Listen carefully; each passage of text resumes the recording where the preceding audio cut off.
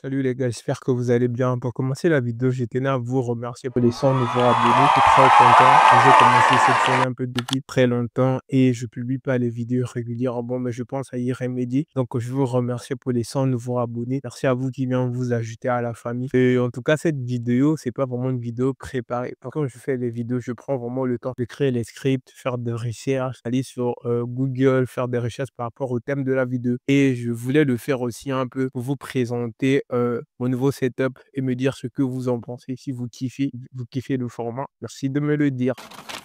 Être jeune et chrétien en 2024, nous vivons dans un monde où beaucoup de choses ne nous représentent pas. Nous vivons dans un monde où beaucoup de gens n'adhèrent pas à notre façon de vivre, n'adhèrent pas à notre façon de penser. En tant que jeune et chrétien, parfois nous passons à côté des choses. Quand je dis ça, je pense à quoi? Je me souviens bien que j'avais vraiment du mal à accepter que je suis chrétien et je suis différent des autres. J'avais vraiment peur du regard des autres. J'avais vraiment peur de ce que les autres pouvaient penser de moi. J'avais vraiment peur de ce que les autres pouvaient dire de moi. Du coup, c'était compliqué pour moi de parler à un autre de Christ. Pardon, de gagner une personne à Christ, que ce soit dans l'école ou dans la rue. C'était hyper compliqué. Pourquoi? Parce que je croyais que si je disais aux autres que je suis chrétien, ben, les autres vont dire que je suis faible.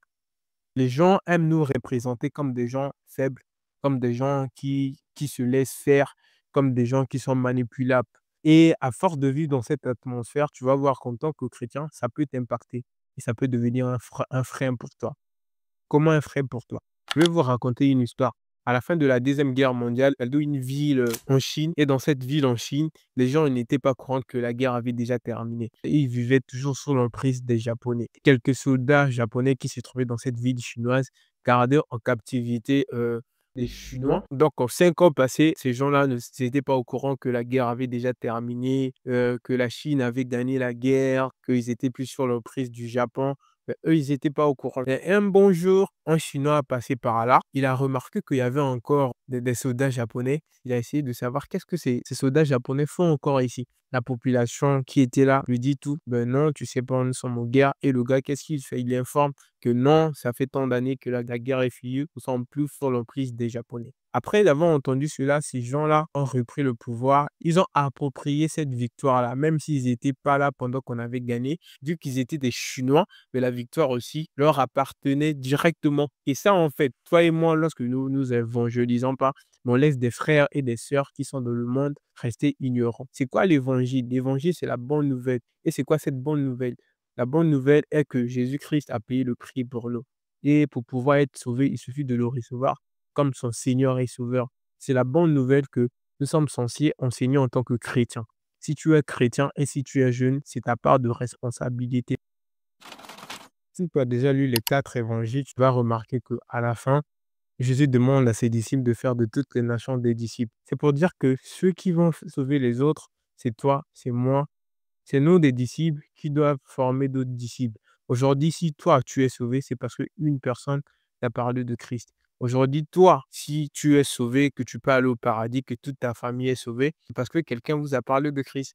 Voilà pourquoi vous pouvez être sauvé. Mon pasteur dit, un chrétien qui n'évangélise pas prend de la place sur la terre pour rien. Ouais, je sais. Donc, c'est juste pour vous montrer quelle est l'importance vraiment d'évangéliser. C'est ça notre responsabilité en tant que jeunes. Pourquoi je parle principalement des jeunes? Parce que nous sommes encore forts. Nous avons la capacité de sortir dans les rues. Nous avons la capacité de faire des kilomètres pour gagner des autres à Christ. Aujourd'hui, si toi et moi, on connaît la Bible, on connaît cette vie éternelle que nous en avons en Jésus-Christ, c'est parce qu'un grand Dieu a payé le prix.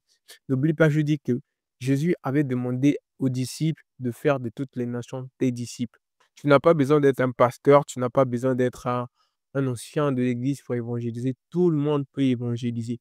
Tout le monde peut gagner des âmes. Dans mon église, même des enfants de 7 ans peuvent enseigner la nouvelle naissance. Il suffit juste de connaître comment enseigner la nouvelle naissance. C'est à partir de là que tu peux euh, évangéliser et sauver une personne à Christ. Imaginons que tout notre quartier est sauvé, ça va être bonne chose. Si la terre est remplie de la connaissance ou de la vérité de l'évangile, c'est parce qu'on a proclamé que la terre soit remplie de cette vérité de l'évangile. Et c'est à partir de là que Satan aura plein de zone d'influence sur la terre. C'est à notre intérêt de pouvoir évangéliser, de pouvoir gagner des autres à Christ. Parce que le ministère de notre Seigneur Jésus-Christ gravite qu'autour de cela, autour de l'évangélisation, autour de gagner des âmes. Le sacrifice sur la croix a été fait pour nous. Dieu a envoyé Jésus-Christ, c'était pour nous. Donc, c'est un autre intérêt vraiment de gagner des autres à Christ. Dieu n'a pas donné son Fils unique qui est Jésus-Christ sur la croix pour sauver juste un pourcentage de la population mondiale. Non. Jésus-Christ, il a fait pour que tout le monde soit sauvé. Il y a un verset dans Habakkuk qui dit: «Et toute la terre soit remplie de la connaissance et de la gloire de Dieu». Comment est-ce que je peux participer à ce projet? C'est en évangélisant. C'est lorsqu'on évangélise qu'on peut participer à ce projet-là. Et mon cher, crois-moi, ceux qui ont travaillé pour que la gloire de Dieu soit partout dans le monde entier, tu es béni parmi les tous. Donc, Dieu est tellement grand, Dieu, son amour est tellement bon, son amour est tellement grand qu'il veut que personne meure. Son amour est tellement grand que tout le monde doit être sauvé. Si Dieu devait manifester son amour dans toute notre vie, et on ne sera pas assez nombreux sur la terre pour pouvoir contenir tout l'amour qu'il a, Jésus-Christ. Voilà pourquoi toi et moi, on devrait évangéliser la parole pour que tout le monde soit sauvé. Et le Seigneur ne peut passer que par nous. Ça, c'est un moyen qui montre comment est-ce que le Seigneur est bon. Le Seigneur, dans sa grandeur, dans son pouvoir, dans son magnificence, il n'a pas besoin de nous pour faire certaines choses. Mais vu qu'il est tellement bon, il préfère nous utiliser. Vu qu'il est tellement grand, vu qu'il est tellement bon, vu qu'il est tellement magnifique, et son amour dépasse toutes nos attentes, il préfère quand même nous utiliser. Or, qu'il peut s'en passer de nous. Mais il ne veut pas s'en passer de nous. Mais il préfère nous utiliser. Et si tu as le trac, te demander de sortir dans la rue pour évangéliser, ce ne sera pas très bon pour toi. C'est avec le temps que ça va venir. Mais tu sais ce que tu peux faire pour gagner des autres à Christ? Sûrement, tu dois avoir des petits frères du quartier, des petites sœurs du quartier, des potes que vous fréquentez ensemble. Ces gens-là font partie de ta zone d'influence. Ces gens-là, tu peux les évangéliser. On me parle souvent de l'évangélisation sans pourtant dire quelque chose. Moi, je l'ai fait. Comment est-ce que je l'ai fait? Je me souviens, j'avais un petit frère du quartier, il traînait beaucoup avec moi. J'agissais différemment et sans parfois même me rendre compte, le petit avait adopté la même attitude que moi. J'avais réussi à gagner une personne. Imagine que après avoir fait cela, je lui parle maintenant de Christ. Ça va être plus facile comme ça. Pourquoi? Parce que cette personne a déjà une estime de moi. J'ai déjà sa confiance. Pour lui, je suis un modèle. Pour lui, j'agis bien. Du coup, si je lui présente Christ, ça va être plus facile. Donc, vous pouvez aussi évangéliser comme ça. Vous n'êtes pas obligé pour l'instant de sortir de la rue. Si vous n'êtes pas prêt, bien sûr, mais si vous êtes prêt, vous mieux gagner des autres à Christ. Et autre chose, c'est que lorsque nous nous disposons à évangéliser, c'est le moment où le Seigneur peut s'en saisir pour nous utiliser. Comment est-ce que le Seigneur va nous utiliser pendant ce moment? Le Seigneur va nous utiliser. Peut-être il y aura une personne qui a besoin d'être spécifique en ce moment-là. Le Seigneur peut mettre dans ton cœur quoi lui parler, quoi lui enseigner.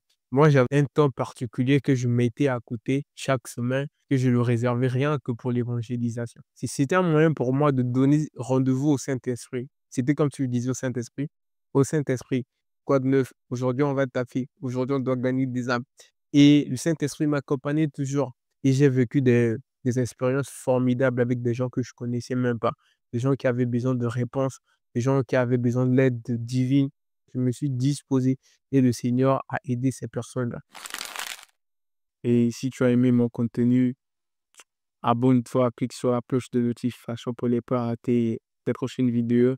Et histoire de me dire quelque chose, mets-le sur les commentaires. Sur ce, je te remercie si mère dans la gloire de Dieu. Ciao.